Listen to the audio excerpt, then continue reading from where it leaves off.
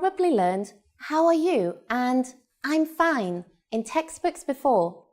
But in the United Kingdom, people will usually ask this question and answer it in a different way.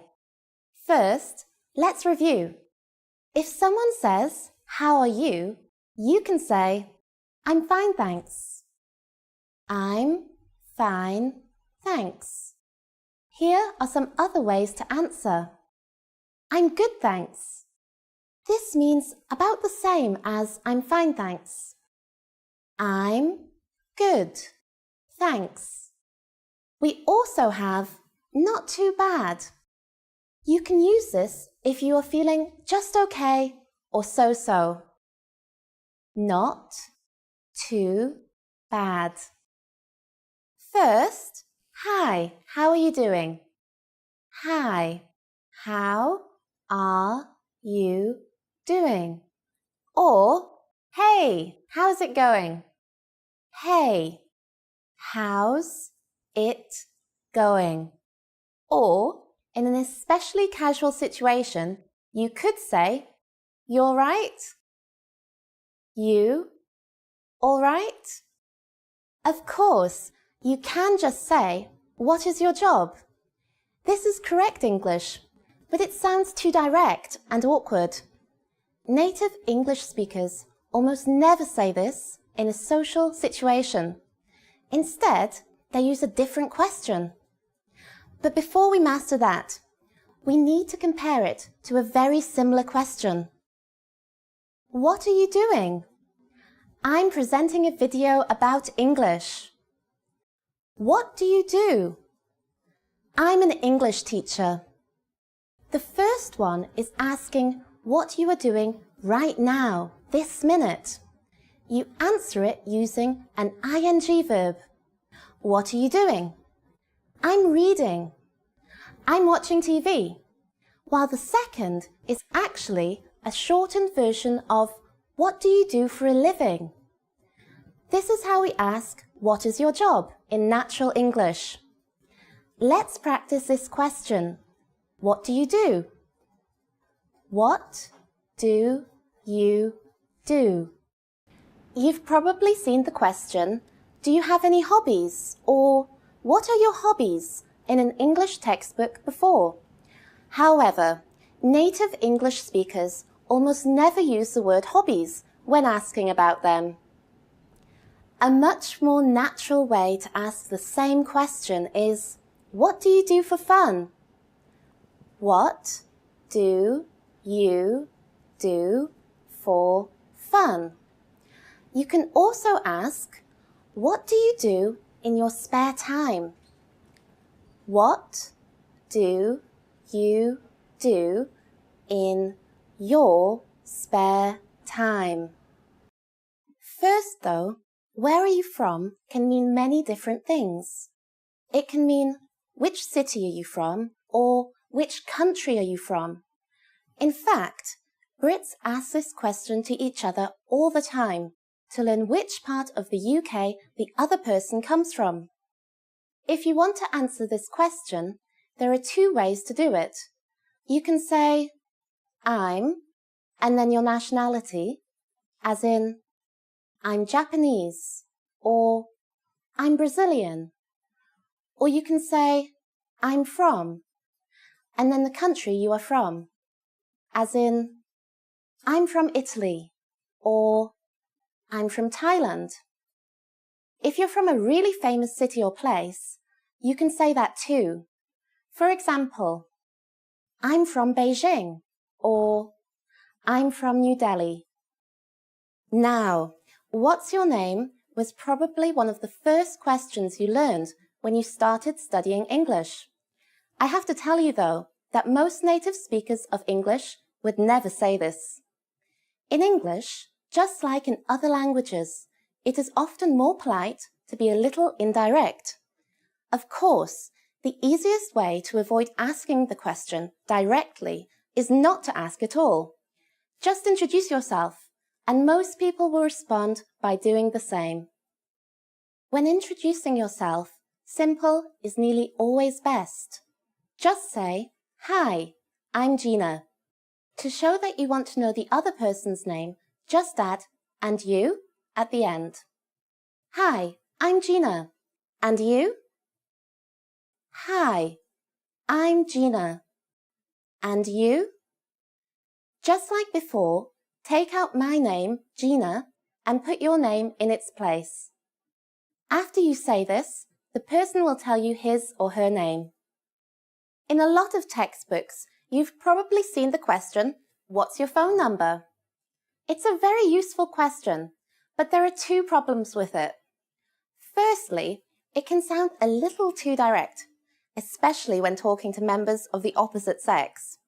And secondly, people use the phone a lot less these days than they used to. Instead, they might prefer to connect by email or on a social network like Facebook. To start with, though, a simple variation on "What's your phone number?" that sounds a little less direct is, "Could I get your number?" Could I get your number? We start the sentence with could, which softens the request. Next say I, then get, and finally your number, which is short for your phone number. This question is slightly casual, but it can be used in almost any situation. Could I get your email address? Could I get your email address? We just took "Could I get your number?" and replaced number with email address. It's that simple. Could I get your email address? If someone asks you either of these questions, you can reply by saying, "Of course, my phone number is..." Of course, my phone number is. Or, "Of course, my email address is..." Of course, my email address is. Or, "Of course, it's..." and then say your phone number or email address at the end. Recently, many people have started to use social networks like Facebook or LinkedIn, or online chat services like Skype to communicate. People might ask you about these, especially if they are younger. If someone wants to connect with you through one of these services, they may simply ask, "Are you on?" followed by the name of the service. Are you on Facebook? Are you on Facebook? Are you on LinkedIn?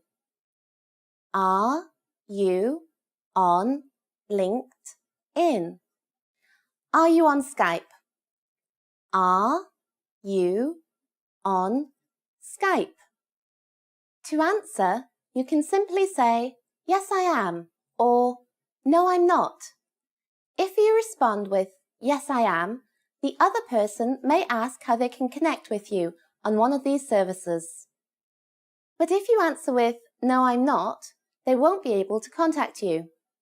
If you still would like to stay in touch with the person, you can say, "No, but my email address is," or "No, but my phone number is," and then say your email address or phone number. By telling the other person a different way they can contact you, you'll show them that you want to hear from them. Usually, someone will ask you where you live as a polite question after they've asked you your name, where you're from, and what you do for a living. They'll say, "So where do you live?" This is inviting you to keep making conversation. There are lots of ways you could answer this question, but here are some of the most common. You could say, "Do you know?" and then the name of the area you live in. Do you know County Durham? Or you could mention a local landmark, like near the library or near the cinema. You could also answer by telling the person what train line you live on, if your city has a train network, or what station is the nearest to your house, on the Central Line or near Piccadilly. So as you can see, there are lots of possible ways to answer the question, "Where do you live?" Once you've told them, the other person might respond in one of the following ways. Oh yeah, I know it. Or I live near there. Or maybe, I'm afraid I don't know it. The other person is just being polite by showing interest. So you can reply by saying something like, oh really? A good way to continue the conversation is to ask them the same question in return. You can just say, how about you? Or, where do you live? Put some stress on the you.